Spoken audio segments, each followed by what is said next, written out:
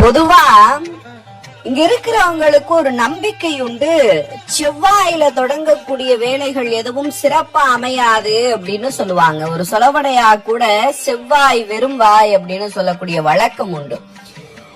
முருகனுக்கு உகந்த நாள்னு கொண்டாடப்படக்கூடிய இந்த செவ்வாய்க்கிழமை நல்ல காரியங்கள் செய்வதற்கோ, பொருள் வாங்கவோ, வீடு வாங்கவோ, ஒரு புதிதான தொடக்கத்தை ஏற்படுத்தவோ சிறப்பாக இருக்காது அப்படிங்கிறது இந்த கலியுகத்துல யாரோ ஒருவரால கட்டமைக்கப்பட்ட முற்றுமுழுதான புரளி மட்டுமே அன்றி செவ்வாய் வெறும் வாயாக இருக்க வாய்ப்பே இல்லை அப்படிங்கறதுதான் வரலாறு காட்டி இருக்கக்கூடிய உண்மை.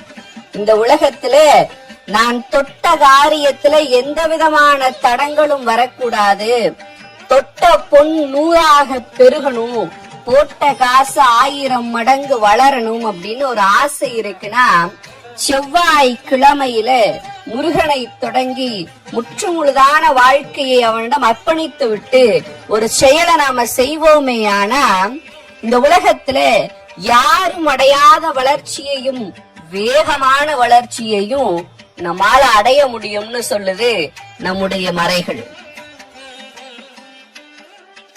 பொதுவா நம்ம எல்லாத்துக்கும் ஒரு கேள்வி உண்டு.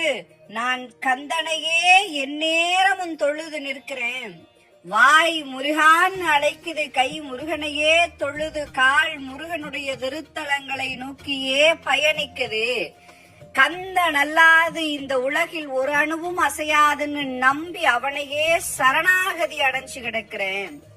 ஆனாலும் என்னுடைய வாழ்க்கையில பெரிய மாற்றங்கள் எதுவும் நடக்கலையே, என்னோடு இருக்கிறவங்க எல்லாத்துக்கும் அந்த வளர்ச்சியை கொடுத்த கந்தன் எனக்கு கொடுக்கலையேன்னு ஒரு ஏக்கம் இருக்கும் நம்மிடம். அவன் வேளாண்மை செய்தவன், நம்மெல்லாம் அதுல விளைஞ்ச விளைவுகள்.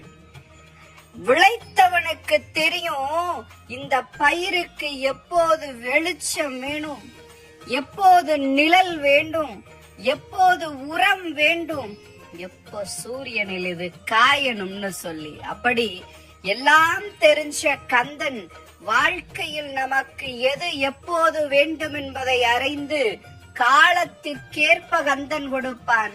காத்திருப்போம் அதுவரை.